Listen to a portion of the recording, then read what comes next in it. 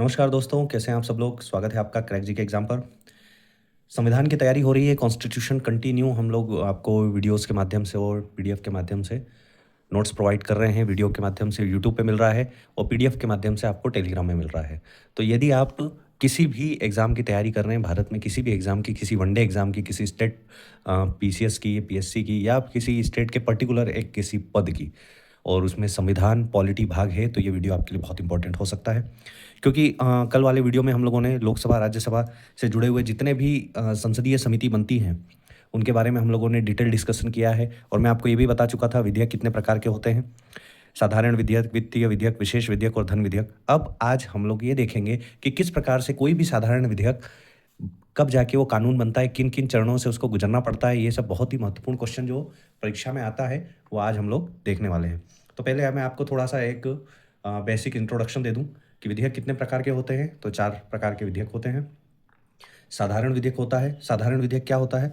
संसद में सामान्य बहुमत से पारित होने वाला जो विधेयक होता है, वो साधारण विधेयक होता है। कोई भी नियम बनाना है, अधिनियम बनाना है, कानून बनाना है, तो साधारण विधेयक ही पूरा चरण दर चरण चलता है और उसके बाद वो कानून का रूप लेता है। आखिरी में वो राष्ट्रपति जी के पास जाता है, तो ये सब हम लोग देखेंगे। धन विधेयक, धन विधेयक में यदि आपको ₹1 भी खर्च करना है, कुछ भी करना है, तो वो आपके धन विधेयक और वित्त विधेयक से गुजर के ही निकलेगा। धन विधेयक जिसमें कराधान, सार्वजनिक व्यय, टैक्स और छूट का परिवर्तन है, यह धन विधेयक लेता है। वित्त विधेयक में राष्ट्रपति की अनुमति से लोकसभा में प्रस्तुत वित्तीय विधेयक और धन विधेयक को राज्यसभा 14 दिन तक ही रोक सकती है। तो वित्तीय विधेयक में क्या होता है? एक वित्तीय विधेयक 1 होता है, वित्तीय विधेयक 2 होता है। जो आर्टिकल वित्तीय विधेयक 117 सब क्लॉज़ 1 में है, वित्तीय विधेयक सब क्लॉज़ 3 में है। ये भी हम लोग अभी देखने वाले हैं, क्या-क्या ये चीज़ें लेके चलती क्या और क्या डिफ़रेंस है? ये भी प्रश्न आता है कि वित्तीय विधेयक 1 और वित्तीय विधेयक 2 में क्या अंतर है? क्या फाइनेंशियल बिल में डिफरेंट है? ओके, और फिर लास्ट में महत्वपूर्ण संविधान संशोधन विधेयक, जो एक संघीय और गैर संघीय दोनों प्रकार के होते हैं। ये अनुच्छेद 368 के तहत होता है। ठीक है? तो आज ये सब हम लोग मैं आपको कल के वीडियो में धन विधेयक के बारे में बता चुका हूँ। यदि आप लोगों ने वो वीडियो नहीं देखा है, तो आप लोग उस वीडियो को देखिए और फिर बताइए कि क्या आपके पीवाईक्यूज़ या प्रैक्टिस सेट में उस चीज़ का कितना इंपॉर्टेंस है। तो आइए हम लोग आज देखते हैं।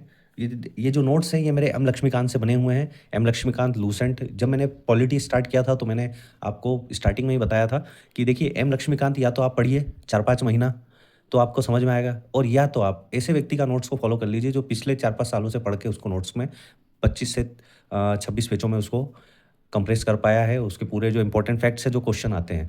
तो यही वो नोट्स हैं जो मैंने एम लक्ष्मीकांत लूसेंट से कंपाइल करके बनाया हुआ है। यदि आपको अच्छा लगे तो आप इसको पीडीएफ के माध्यम से प्राप्त कर सकते हैं टेलीग्राम से, और हमारे पूरे प्लेलिस्ट को फॉलो करके आप अपनी पॉलिटी, संविधान की तैयारी को बहुत अच्छे से तैयार कर सकते हैं। तो आइए, साधारण विधेयक से कानून बनने तक का चरण क्या होता है? ठीक है? तो 5 चरणों से वो गुजरता है। कोई भी साधारण बिल कानून बनने तक कितने चरण से गुजरता है? तो 5 चरण। ये बात एकदम आप ध्यान रखिए। 5 चरण बहुत इंपॉर्टेंट है। ठीक है? कितने चरण होते हैं? तो 5 चरण होते हैं। अब कितने ये 5 चरण हैं, ये है पहला चरण है प्रथम वाचन, दूसरा चरण है द्वितीय वाचन, तीसरा चरण है तृतीय वाचन। तो 3 तो वाचन ही हो गए। फिर चौथे चरण में वो दूसरे सदन में जाएगा और 5वें चरण में वो राष्ट्रपति की सहमति की तरफ जाएगा। तो इतने 5 प्रकार से वो बिल कानून के रूप में आता है। अब आपको ये ध्यान होना चाहिए कि हमारे जो संविधान में 2 सदन है, एक लोकसभा, एक राज्यसभा।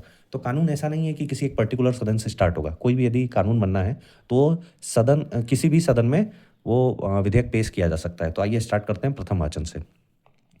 किसी भी सदन में विधेयक पेश किया गया हो, ठीक, उसके शीर्षक और उद्देश्यों का परिचय देता है तथा राजपत्र में मुद्रित करना। तो प्रथम वाचन में क्या होगा कि यदि मान लीजिए किसी को भी कोई विधेयक लाना है। अब अभी जैसे लेटेस्ट में किसान बिल आया था, और और भी 2-3 जो एक्ट्स बने थे, तो इसमें कभी गृह मंत्री जी उस चीज़ का मुद्दा बनाते हैं और वो लेकर आते हैं। जम्मू कश्मीर वाले मुद्दे पे जब उसको राज्य से हटा के केंद्र शासित प्रदेश बनाया गया, तो उसमें क्या हुआ था? गृह मंत्री जी अमित शाह ही उन राज्यसभा में पेश किए, फिर लोकसभा में अगले दिन पेश किए। तो इस तरीके से होता है। तो आपको ये किसी भी सदन में पेश किया जा सकता है, और सबसे मेन, उससे पहले आपने ध्यान दिया होगा कि उससे पहले उसको राजपत्र में प्रिंट करवाना पड़ता है, क्योंकि हर सांसद के टेबल पे उसकी एक कॉपी जाएगी। वो उसके बारे में डिटेल पढ़ेगा, तभी ना उसके बाद में चर्चा हो पाएगी। तो यहाँ पर पहला काम क्या है कि उसका विधेयक पेश किया जाने से पहले उसका शीर्षक और उसका उद्देश्य, क्या उद्देश्य है, क्यों ये बिल लाया जा रहा है, ये भी इंपॉर्टेंट है। तो उसके शीर्षक और उद्देश्यों का परिचय देना तथा राजपत्र में मुद्रित करना। ठीक, ये हो गया पहला प्रथम वाचन। ठीक, अब द्वितीय वाचन। कानून बनाने का सबसे महत्वपूर्ण जो चरण है वो है द्वितीय चरण, मतलब द्वितीय वाचन। इसमें 3 भाग हैं। पहला है सामान्य चर्चा, फिर उसके बाद है समिति और उसके बाद है विचार अवस्था। अब क्या होता है सामान्य चर्चा, जिसमें आपको चर्चा किया जाता है, क्या सही है, क्या गलत है, क्यों ज़रूरी है, और फिर उसके बाद समिति के पास दे दिया जाता है। उससे रिगार्डिंग एक समिति होती है, वो उस पे डिसाइड करती है कि जो भी कोरल फैक्ट्स हैं, क्या इंपॉर्टेंट फैक्ट्स हैं, क्या ये ज़रूरी है, समिति वो डिसाइड करेगी, ठीक है? और उसके बाद वो फाइनली आता है विचार अवस्था में, जहाँ पे उसको कहा जाता है मतदान। अब मतदान हो, यदि मतदान होने से पहले यदि उसमें कोई डिफेक्ट है तो वहीं वो रुक जाएगा, वहीं वो चरण जो है वो खत्म हो जाएगा और वापस वो प्रथम चरण के पास चल जाएगा, ठीक है? तो अब जैसे इसमें मैंने आप कंपाइल किया है कि चर्चा, परिचर्चा और मतदान किया जाता है इस द्वितीय चरण में। आमतौर पर सभी विधेयक को समिति चरण के पास भेजा जाता है।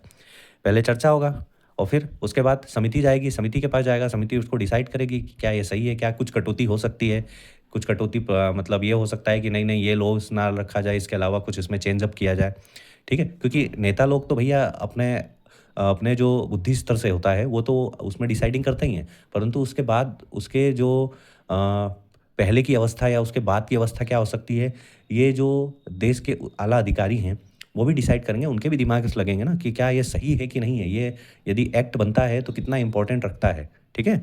तो फिर वो समिति उसको डिसाइड करेगी, फिर वो विचार अवस्था पे जाएगा। यदि सब कुछ फाइनल हो गया तब मतदान पे चला जाएगा, ओके?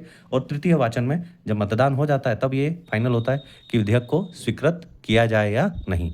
यदि वो स्वीकृत किया जाता है तो ठीक है, अस्वीकृत होता है तो भी ठीक है। मतलब मतदान में जो बहुमत से आ जाएगा वो स्वीकृत माना जाएगा, जो बहुमत से नहीं आएगा वो अस्वीकृत हो जाएगा, ओके?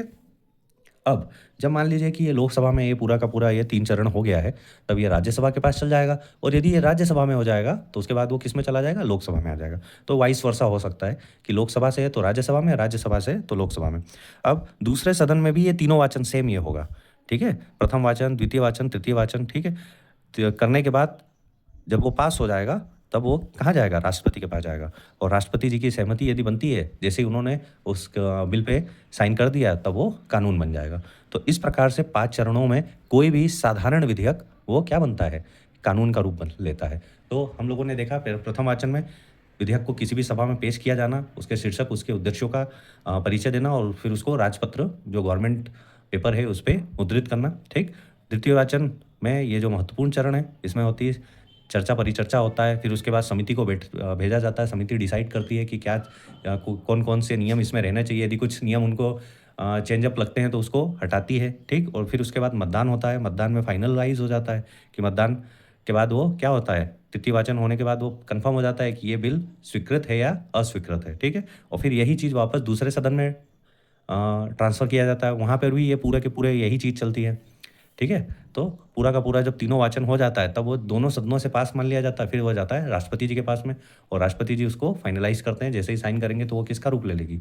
वो नी कानून का रूप ले लेगी, वो एक अधिनियम का रूप ले लेगी, ठीक है? अब आइए हम लोग डिस्कस करते हैं वित्तीय विधेयक। जैसे हम लोगों ने साधारण विधेयक कर ही लिया है, धन विधेयक के बारे में मैंने आपको जितने भी क्वेश्चन बनते हैं वो बता ही दिया है।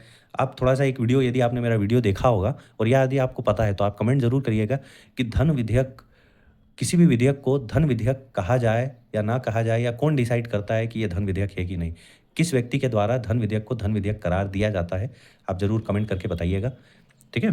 तो अब आइए राष्ट्रपति के द्वारा सॉरी वित्तीय विधेयक पे, ठीक है? वित्तीय विधेयक भी कितने प्रकार के होते हैं? 2 प्रकार के। एक है वित्तीय विधेयक फर्स्ट और एक होता है वित्तीय विधेयक सेकंड, ठीक है? तो वित्तीय विधेयक में जो पहला है वो धन विधेयक है, ठीक है? तो धन विधेयक जो अनुच्छेद 110 में होता है और दूसरा है वित्तीय विधेयक 1, वित्तीय विधेयक 2।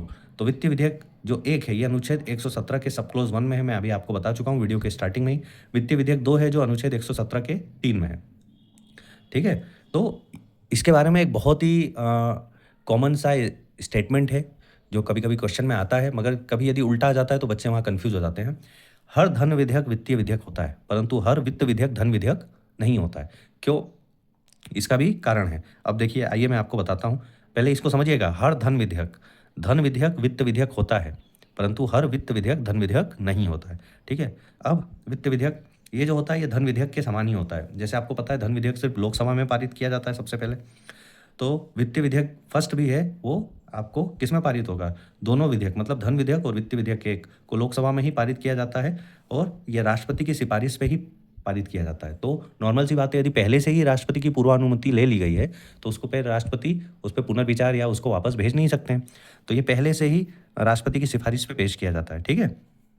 अब इसमें संयुक्त बैठक हो सकती है वित्त विधेयक 1 में, ठीक है, इस बात को आप ध्यान रखिएगा। धन विधेयक में भी संयुक्त बैठक हो सकती है, वित्त विधेयक 1 में भी संयुक्त बैठक हो सकती है। इसे राज्यसभा से अस्वीकार किया जा सकता है या संशोधित किया जा सकता है। राष्ट्रपति हाँ या नहीं दोनों में से कोई भी तथा पुनर्विचार के लिए भी भेजा जा सकता है, ठीक है। अब यहाँ पे थोड़ा सा ध्यान देने वाली बात यह है कि धन विधेयक जो है वो राष्ट्रपति की जो सिफारिश पे ही भेजा जाता है, तो राष्ट्रपति उसको पुनर्विचार के लिए भेजता ही नहीं है। परंतु वित्त विधेयक जो फर्स्ट है इसको राष्ट्रपति हाँ या ना दोनों में कर सकता है और पुनर्विचार के लिए भी भेज सकता है, ठीक है। इस बात का आप ध्यान रखिएगा। परंतु अब जैसे ये जो वित्त विधेयक सेकंड है, ये राष्ट्रपति उपरोक्त दोनों की तरह शुरू में नहीं बल्कि विचार अंतिम के चरण में सिफारिश करता है। मैं आपको अभी इसको बता रहा हूँ, इसको समझिएगा। वित्त विधेयक सेकंड जो है ये सब क्लोज अनुच्छेद 117(3) में है। संचित निधि के व्यय से जुड़े जो प्रावधान होते हैं ये वित्त विधेयक सेकंड में होते हैं, ठीक है। अनुच्छेद 1 से 110 जैसा कुछ भी नहीं, मतलब धन विधेयक के जैसा कुछ भी नहीं होता है इसमें। संचित निधि क्या होती है, आने वाले वीडियोज़ में मैं आपको संचित निधि भी डिटेल में आपको बताऊंगा क्या क्या संचित निधि से इंपॉर्टेंट क्वेश्चन बनते हैं। तो वित्त विधेयक सेकंड में संचित निधि से जुड़े हुए प्रावधान इसमें रहते हैं। धन विधेयक या वित्तीय विधेयक एक जैसा कुछ नहीं रहता, सभी प्रकार से सामान्य विधेयक के जैसा ही होता है ये।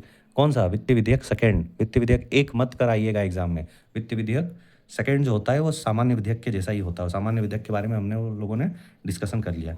इसे किसी भी सदन में लाया जा सकता है।